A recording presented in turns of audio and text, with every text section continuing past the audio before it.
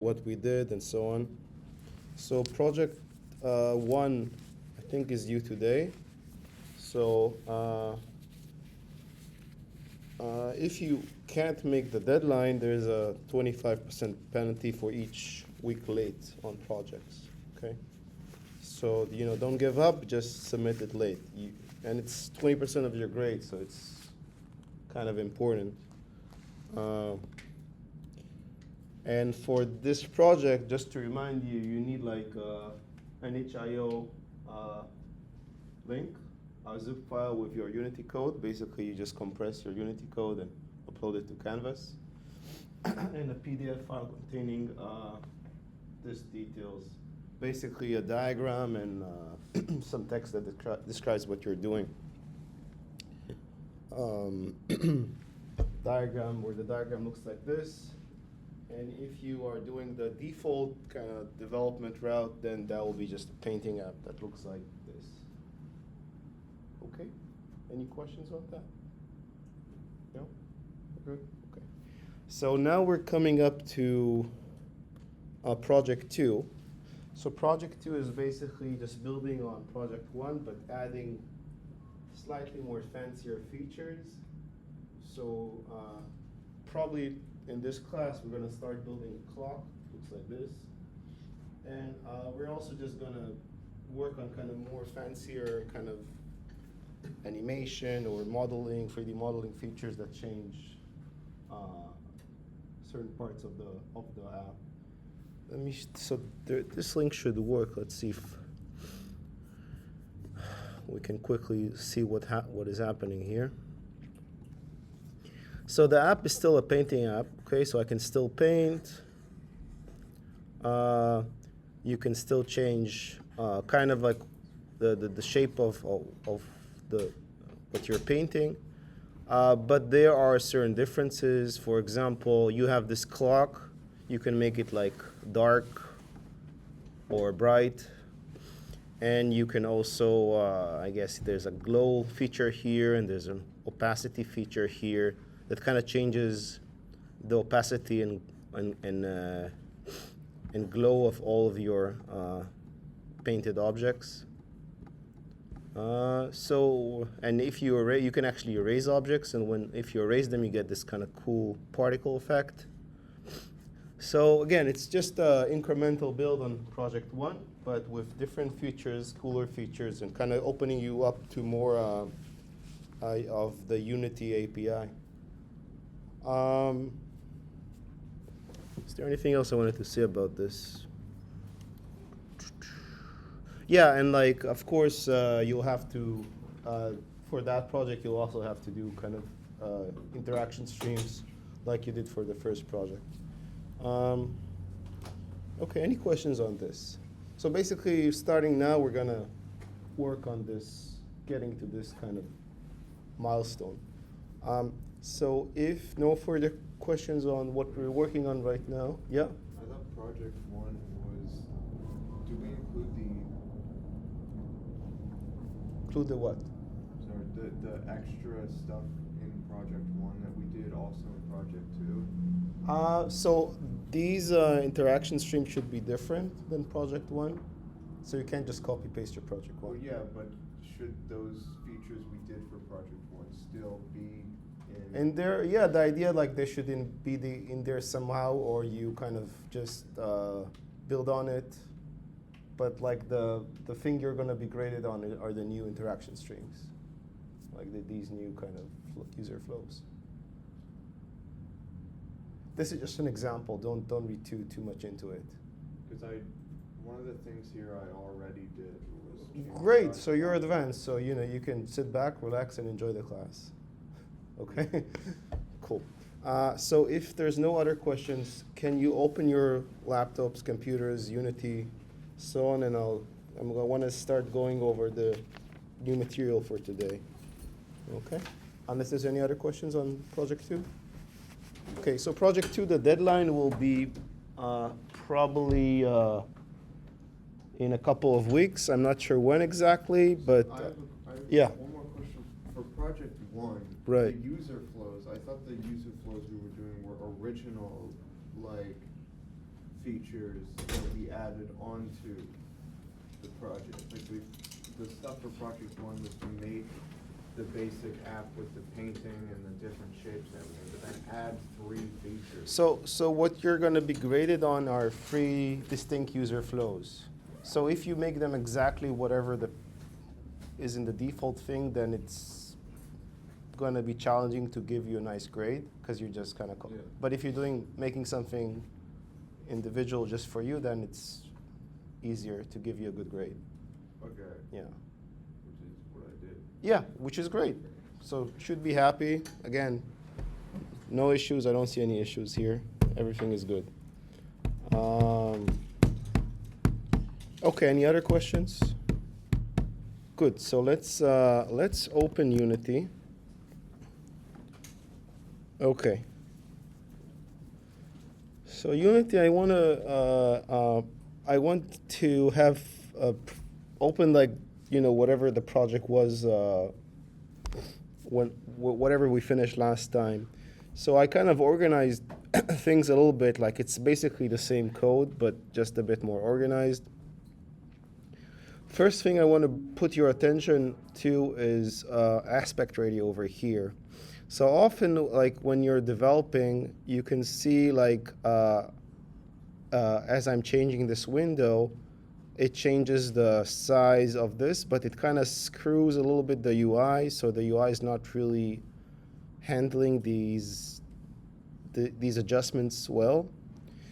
So what I would like to do, and this is also good for, in general, if you're deploying something to WebGL like you're doing with your Project One, itch.io, and so on, is actually set a resolution. So the way to do it is, if you go to the game screen over here, where it says aspect, I'm just going to click on the plus. And I'm going to put here like a new resolution. So I'm just going to use this one, but you can do whatever, right, as long as it works for your app. And notice once I set this resolution, things will kind of be a bit weird. So let's see. Okay. So it kind of changes like how the layout of this UI and all of that. So what I would like to do is, let's see if I get maximized. Let's see if this works. Okay, so what I would like to do is I would like to kind of arrange it so it's not weird. So this is something you'll often have to do again and again and again. So let's just put things where they need to be, like this. I'm going to drag here. This I'm going to drag here. And this may be dragged here. Okay, so this is just a quality of life thing that you should probably do in your own app to avoid weird resolution issues once you deploy the app to itch.io. So another thing I did is I kind of went ahead and let me play this. I went ahead and kind of basically added the red, green, and blue functionality to these buttons. So now all of these red, green, and blue buttons are working. Okay, and let's put it focused. Let's stop this. Okay, this is kind of actually annoying me, so I'll just go back to the one before. I'm not sure why it's so distorted. Scale should be like this. Maybe like this one. Okay, and let's do this one.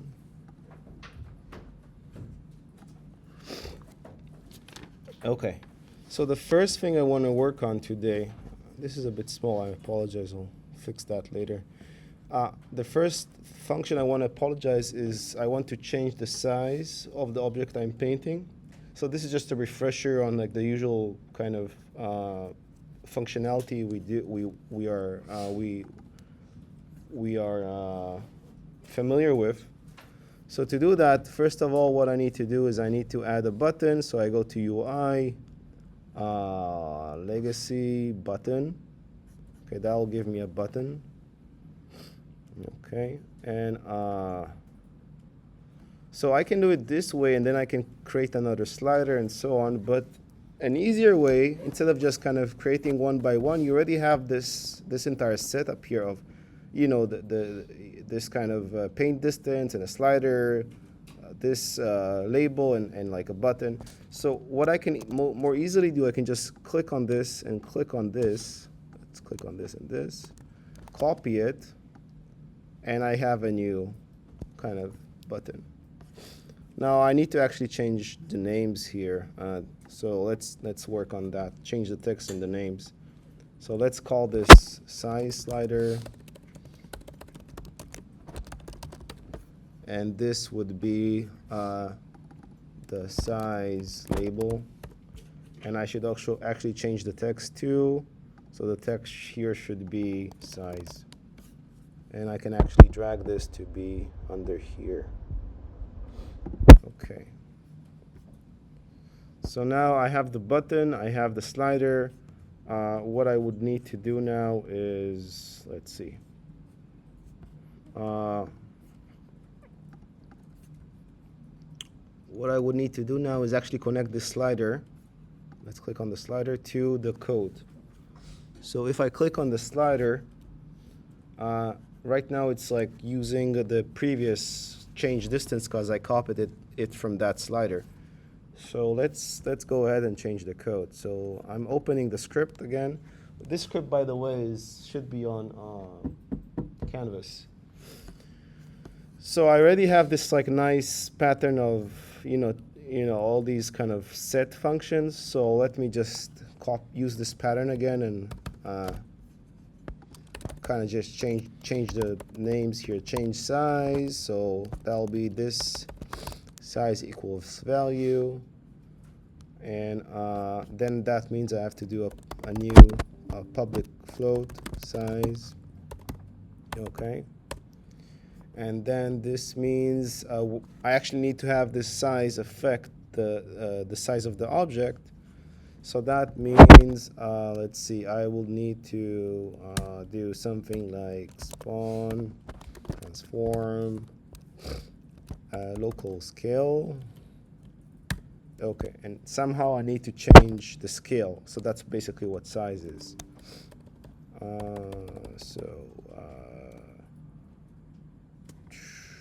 Let's put this on comment for a second. Save.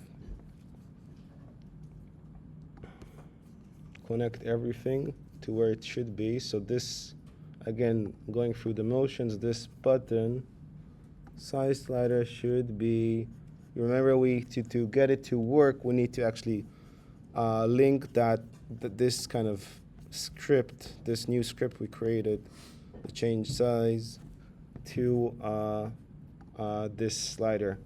So to do that, we need to go click on the slider here, plus you actually have to drag the object that is kind of connected to your script, and here you select change size. Okay.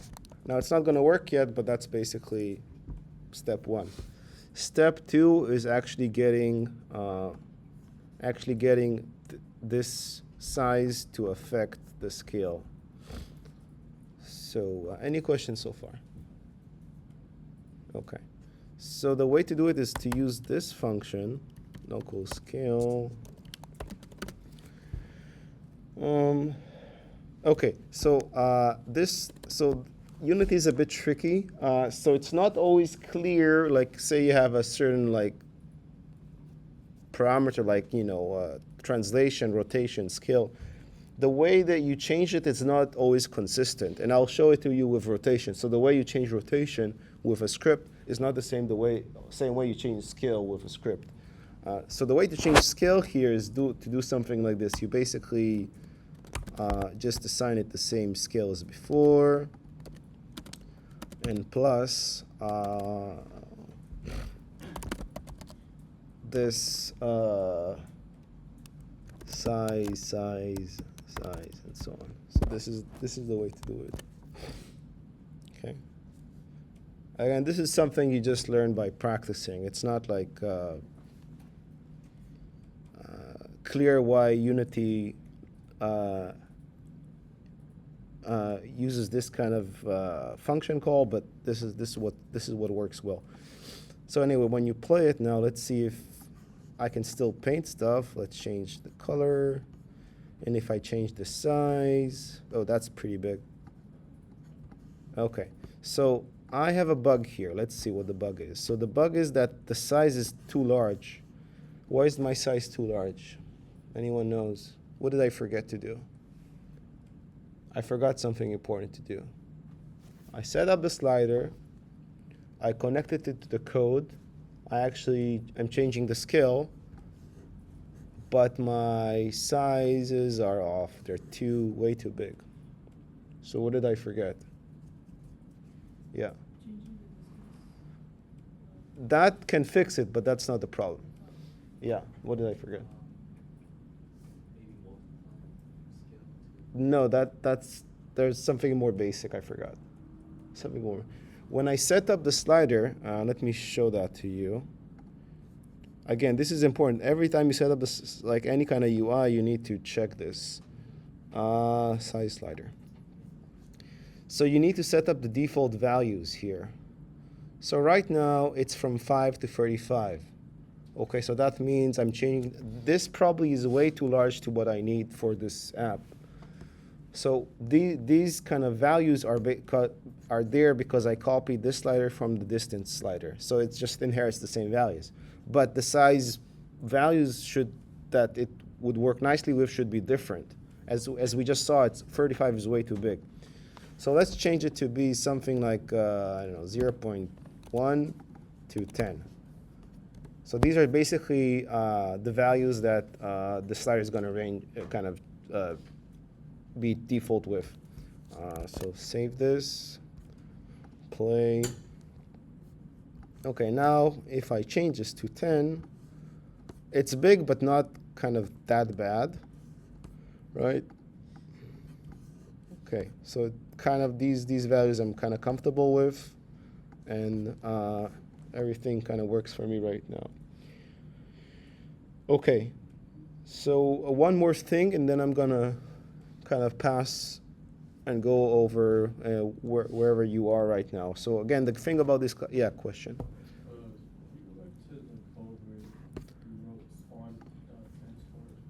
Yeah, so this is the way you change the scale of the object.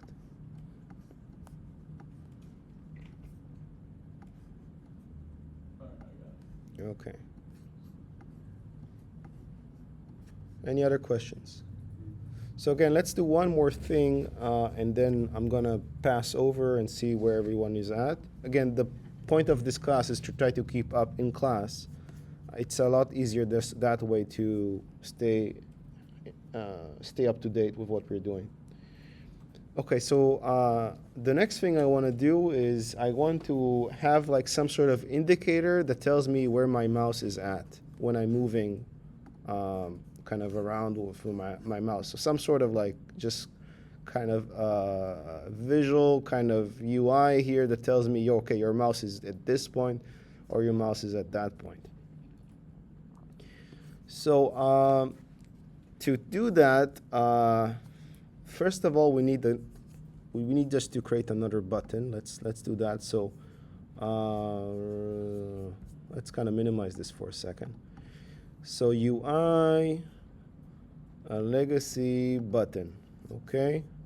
Notice I always do the legacy option because that's what would work well on most systems. If you're doing another kind of button option, it may not work as well. And let's call this button mouse position. So this button will actually not really do anything. It will just, the text there will just change. So, and let me change this text here to be mouse position. Okay.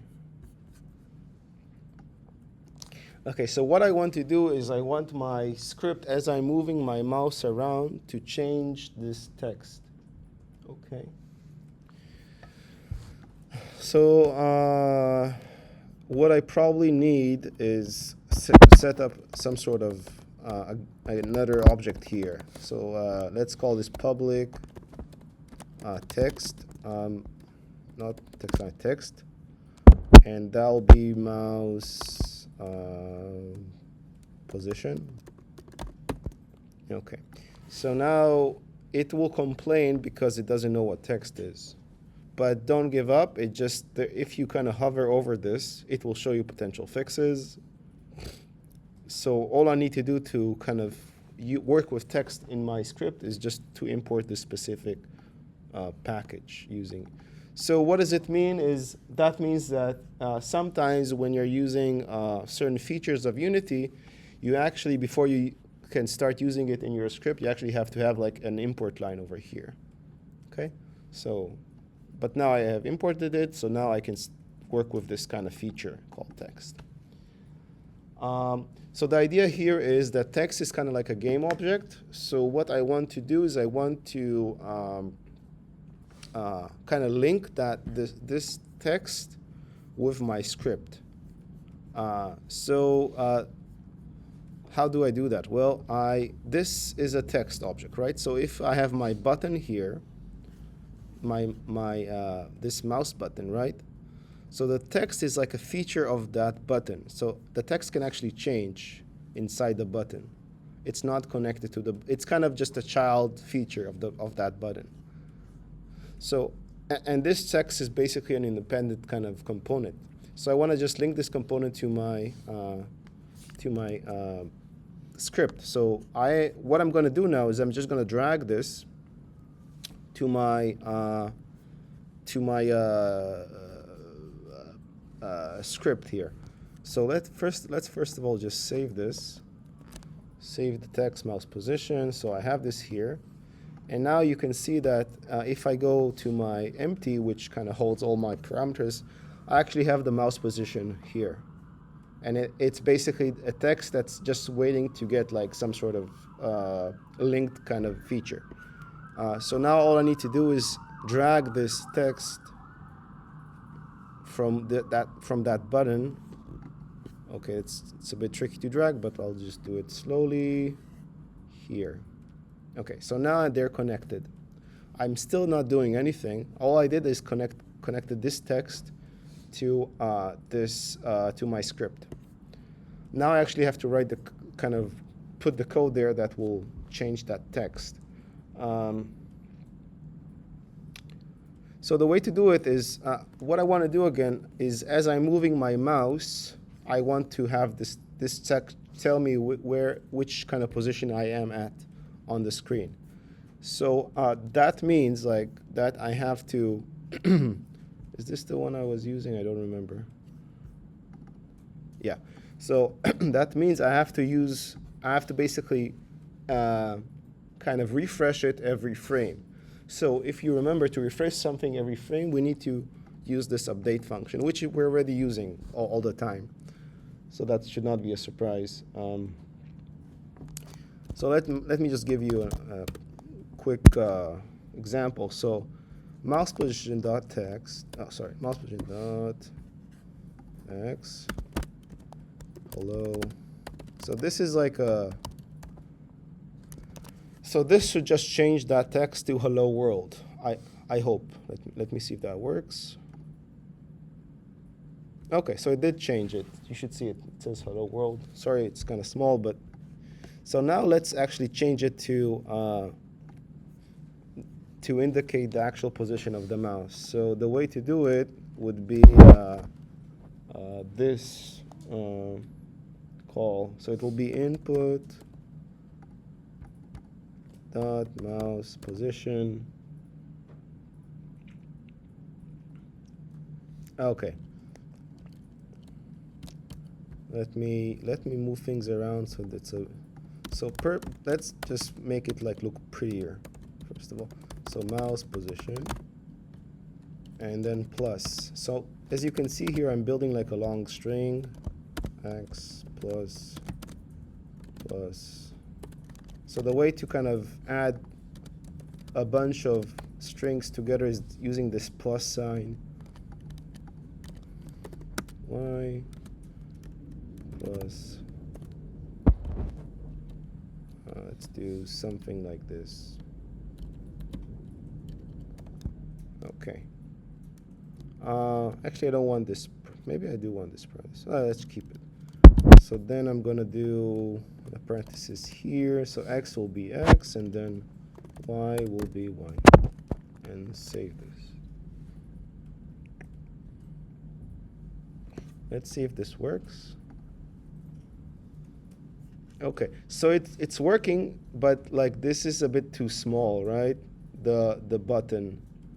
So what I need to do is I need to make it larger. You can see it kind of is changing the text here, but I don't have enough space to display all the text. So that just means my button is too small. So let's change it to be a bit bigger. So the way to do it is go to the actual button. You have a width here, so let's make it 200 or so. And try this again. So yeah, it's kind of working nicely now. And you can see that change and kind of just update to where you are right now on the screen. Any questions? Yeah. Imports. Do you mean this? I had to. The only new thing I had to import is this. This is needed to work with text. So I added this, and this. Okay, so with that being said, let's do a quick pass and see where everyone is at, and then we can go to the next feature.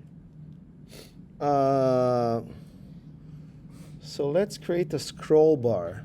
Just want to go over what scroll bars are and so on. So let's you can create a UI. So if I go to add an object here, UI, there's a scroll bar over here. So what are scroll bars? Like, you know, on the face of it, they're kind of like a slider. So I can change the scroll bar like this, right? And I could also change the slider. So it looks like kind of almost like a slider, but it's not. So scroll bars are for if you have like integer values like 1, 2, 3, 4, 5, 6, so kind of discrete measurements, that's when you want to use a scroll bar. If you have floats, like basically, you know, 1, 1.2, 1.3, 1.4, like, and all of these like intermediate numbers between 1 and 6, that's when you would want to use a this kind of slider. Okay, so that's the main differences. Like, it looks different also, you can see that. But scroll bars are great for changing discrete values. So what I want to do is I want to use this scroll bar to change the destroy time. Okay, so let's call this destroy scroll bar. Destroy scroll bar. Save it. And so again, the way to do it is we just are going to copy this pattern that we already have. Public void change destroy time.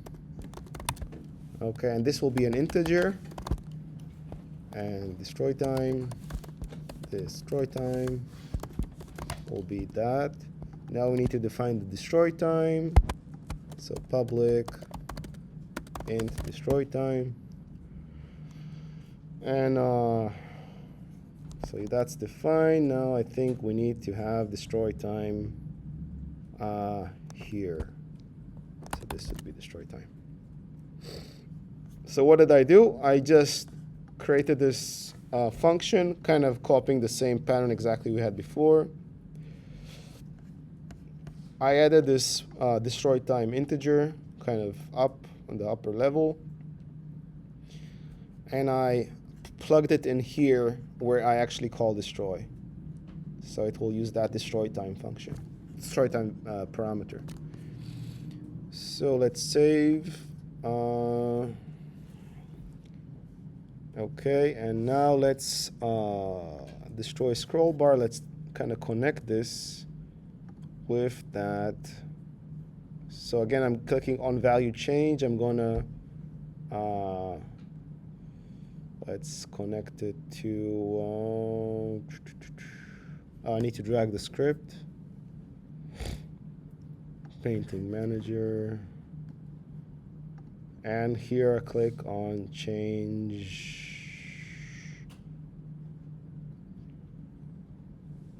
Okay, so it actually wants me to use a float. So let's just use a float. Not sure why.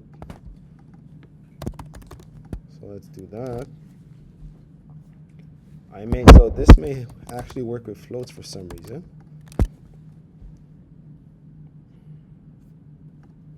And is it happy now? Let's see. Destroy scroll bar. Painting. Yes, now it's happy. So for some reason, this guy works with floats. So I guess I need to correct my statement from before. So you can fake it to work with integers because it's kind of like you can get it to move in steps. So basically you can control what is the step size here. So the step size could be like, it's basically the discrete amount that the value will change every time you move that scroll bar. So this is the value for that. So let's just make it half for now. And what else do I need to do here? And let's just say it can move. Let's say it starts in a half and it can move five steps. So you can see I kind of configured the scroll bar over here. So every time I move the scroll bar, it will just adjust it by a half, and I can move it 5 steps, or 5 steps to one side or another. So let's change this. Okay, and let's move it here. So you can see it is working. Let me change this value to be higher though.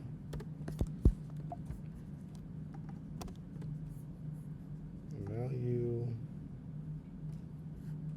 I'm not too happy with the scroll bar. I don't know why it's giving me trouble.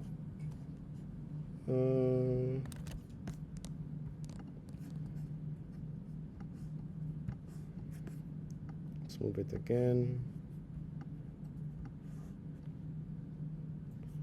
Yeah, I'm not sure why it's giving me so much trouble. But anyway, we can figure this out later. That's not really important.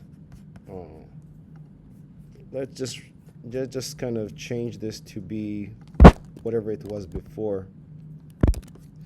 For some reason, the scroll bar is just allowing me to have like a maximum of 1 in value, which I don't like. I'm not sure why it's not giving me more. I can work around with that. I can kind of hack it to kind of even work with this kind of 1 value. But just like, let's make it simple and like just kind of set it back to what it was before. We don't actually have to use this right now. Okay, so that was the scroll bar. So the main advantage on the scroll bar is you can actually control how much you're stepping from one position to the other. Like, so it's basically a discrete move. So you can see as I'm adjusting it, it kind of moves in like a kind of a chunk. Whereas if you're changing like the slider, it kind of is more smoother. Okay, any questions? Okay, so now let's work on the light. So that's also part of the next project. Let's just see. There's like a light here, light source. So what I can do is I can actually change it either like from here. I can basically change the angle in which my light shines. So it shines. It's kind of like the sun. So if it's like 0, I'll get this effect. If it's like 10 degrees, I'll get this effect. If it's like 90 degrees, I'll get this effect. 180 is this effect, and so on. So basically the angle, and I'm just using one of the just the X angle right now. Changing it will actually change the light in the scene. So you can actually, like, if you want to, you can actually change it from this UI. You can actually do it something like this, and you can see as I'm changing it, the shadow of this red ball is changing. So I can also change it this way. So I can basically, every time you're rotating something in 3D, you have free access to choose to rotate it around. So you can either rotate it like by the x-axis or by the y-axis or a different axis, doesn't matter. So what I want to do now is, and this is also part of project 2, is explain how rotations work and how to use that to change the light in the scene. So first of all, what we need to do, let's see if I'm recording. Yeah, recording. So first thing what I need to do is I actually need to use this light source as a game object, right? And kind of plug into its transform so I can change its rotation. So let's just start typing public game object and light source. Okay.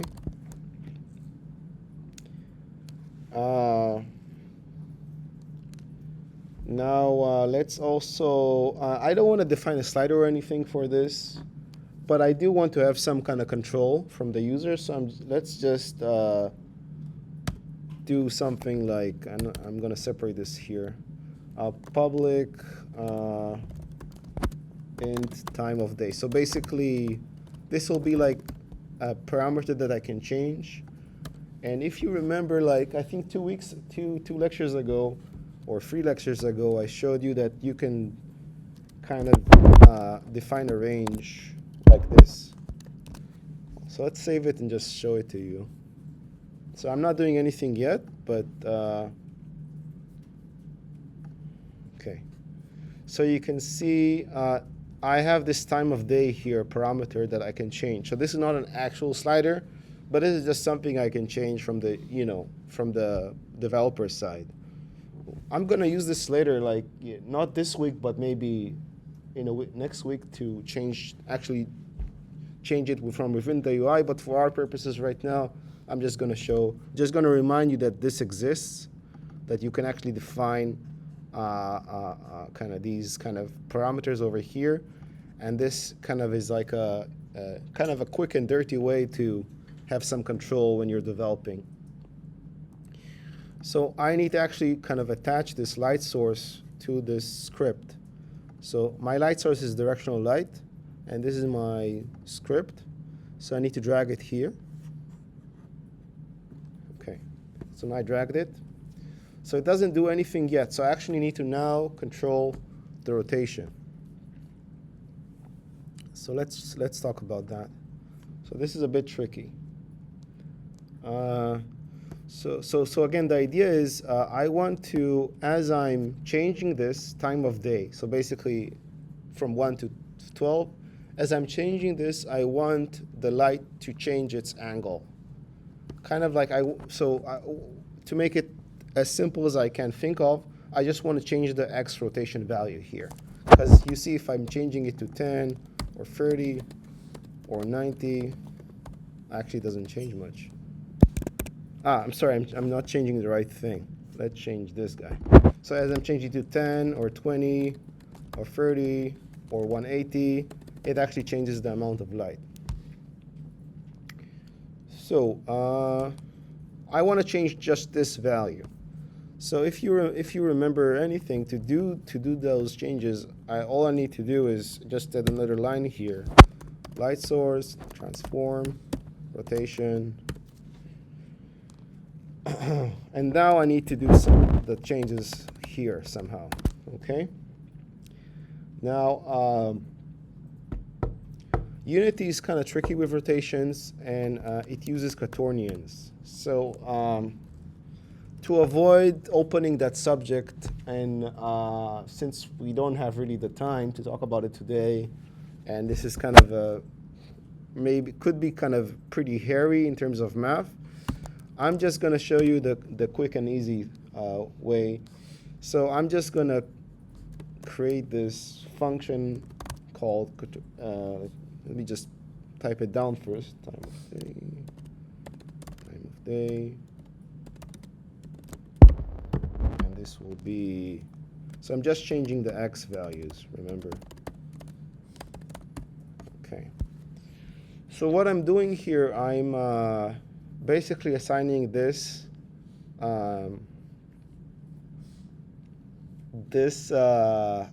angle.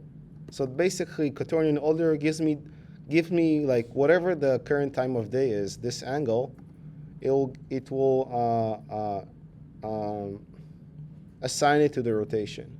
So it will change. It will just change this x value. Okay, so it will change it from 0 to 12. 1, 2, 3, 4, 5, 6, 7, 8, 9, 12.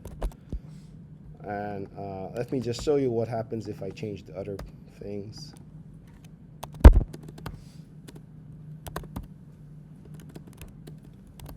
So I don't think this will work well, but let's just try. So let me see if I did everything I need to do. So I connected this light here. I have this time of day, and I have my function. So let's save this.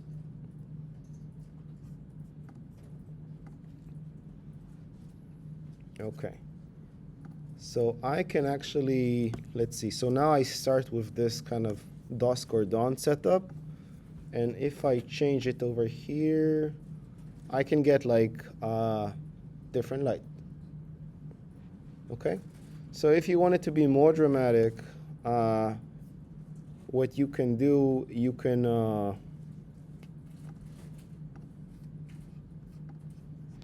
actually make it so it works with a larger range of values. So let me just set this for, I don't know, 60. Save, and see what happens here.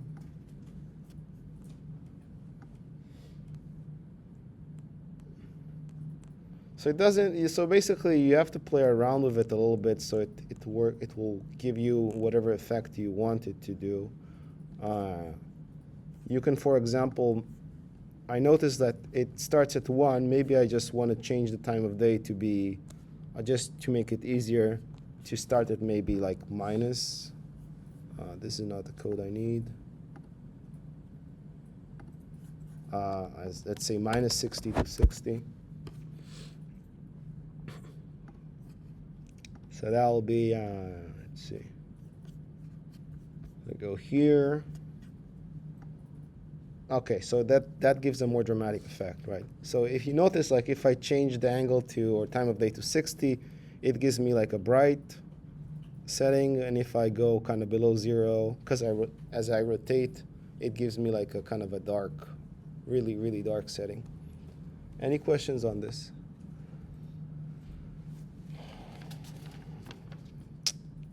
Okay. So I'm going to go over one more thing, and then I'm going to kind of walk around and see where everyone is at. So let's summarize what we did with this light source. And let's maybe set the time of day to be like 12 or something. So to control the light, all I need to do is I have this light object, game object. It's already in the scene. Everyone should have it. So I need to plug this into my script somehow.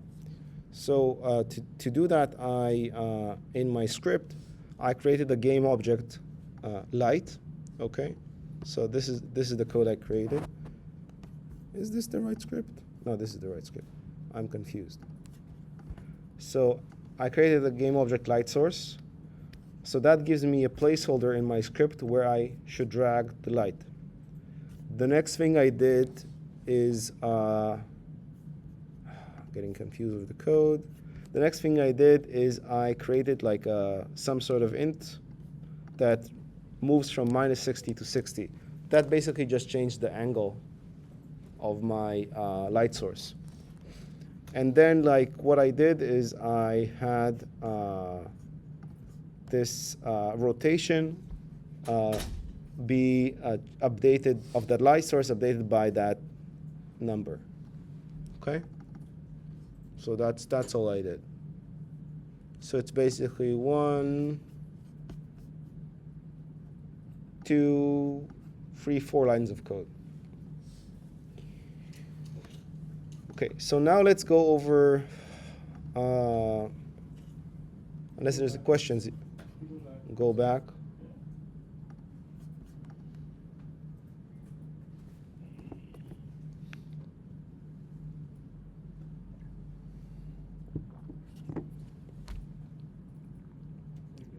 Okay, so now what I want to do is, when I'm painting right now, I am using a certain mouse click, and I want to actually have a mouse click option to destroy whatever I painted. Say if I cancel the time destroy.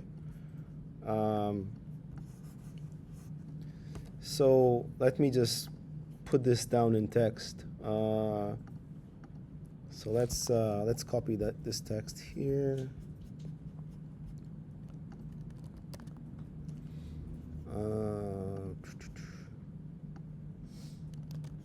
No, that's not what I wanted to copy.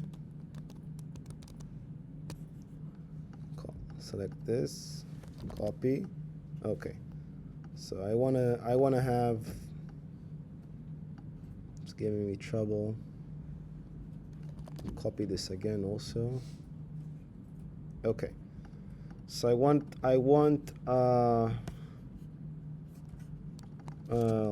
let's say right click to paint, and that'll be left click to destroy. Okay. And let me just fix this width and this width too.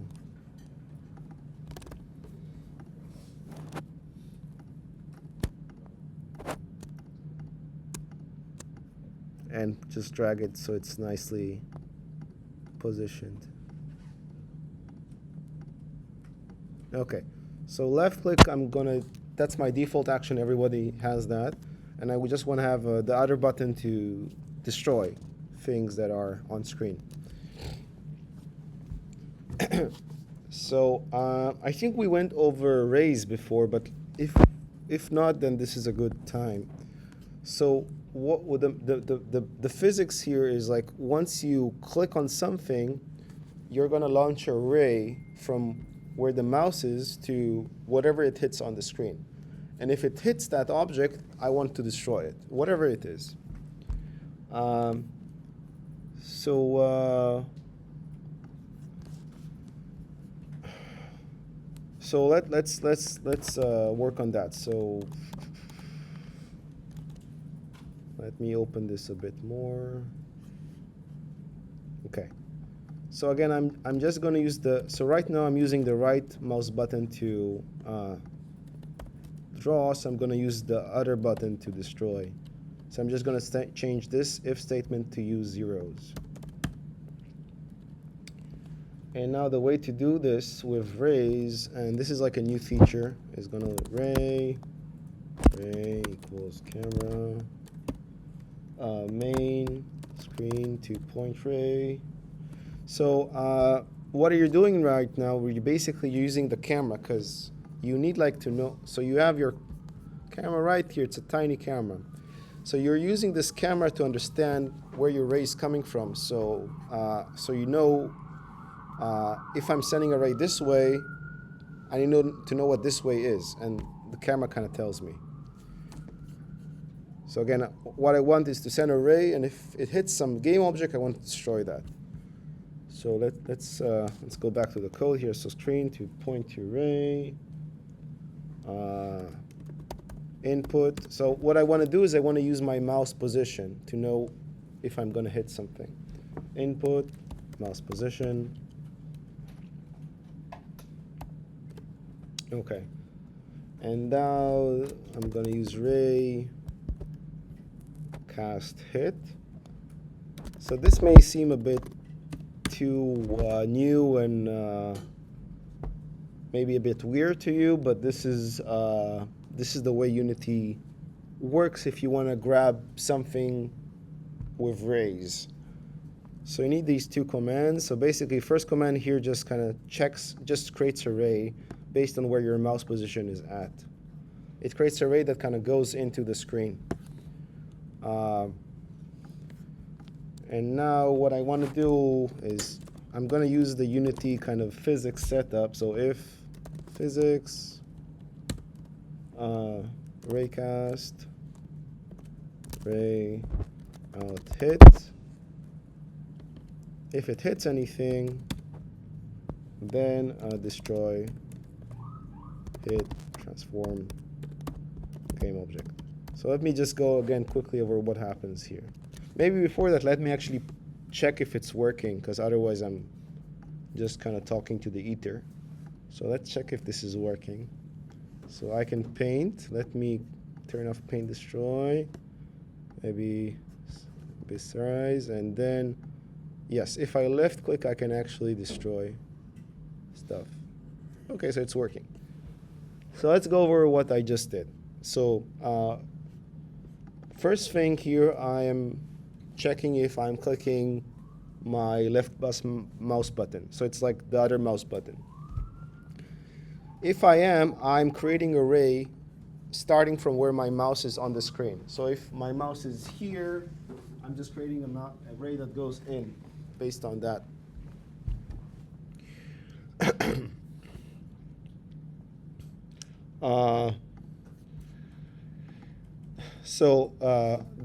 The command over here checks if I hit anything with the ray. It's just a standard Unity command. It looks a bit weird, but this is what Unity uses to check if you hit anything with a ray. So you can just copy paste it as is. So it checks if this is true. If I did hit anything, then I actually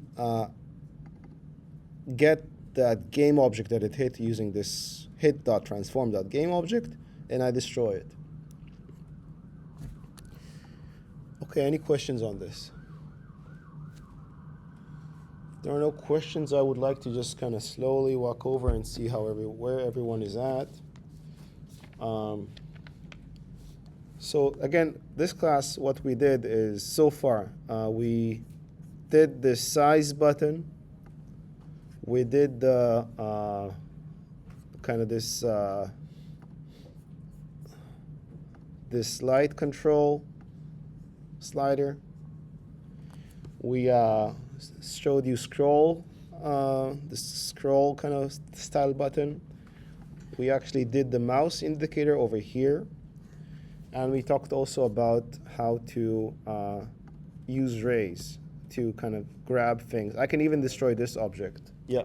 So changing size, kind of changing the background, and well, those two are two of the things that I did for project one, but I did them in different ways that are like very obviously different because this class did not happen yet. Right. So is that okay? Yeah, sure, yeah. Changing the background, mine was just like a canvas with pre-selected kind of white, black. Forest I did in MS Paint, and a cave done in a similar style. Yeah, so if you did the same thing, but before we talked about it in class, you're good. And so don't worry. Clearly different. Yeah, so don't stress about it. Yeah, it's good. Okay, any questions So let's just kind of slowly kind of check out whatever you're doing. Let me summarize what we just did in this class. So in this class, we created the size button, which kind of controls the size of the objects. We created this kind of mouse indicator setup that basically tells you where your mouse is. We added this destroy option, basically where you right click to paint and left click to destroy, using ray casting, which is kind of like Unity's own API to just to understand the physics of what you're seeing on screen and how to grab it. And we also did a scroll bar here, which I was not too happy with, but I just showed you it's like a discrete way to control value changes. And we also went over like the light, and we to kind of control to change the light. We are just rotating basically the angle with which the sun is shining. So our sun is this object directional light. So as I'm changing this, like say I'm changing it to this value, I'm just, whatever value time of day is, I'm just setting the light rotation to have the same value. And I can change it to some other value, and it will have the same rotation here. Again, this is not like exact physics, but it's like an easy way just to change how your the light, kind of the lights you're displaying. Okay, any questions? So I don't want to start a new thing, but I'm just going to show you what we're going to do next class. So next class, we're going to work on this clock, which basically is, you can see it's a complex kind of mesh with all kinds of cubes and things. I'm going to share, there's a guide here. So I'm going to share this guide in the, I think it may already be in Canvas. So you can like go over this on your own before class, so you can be ready on how to create this clock.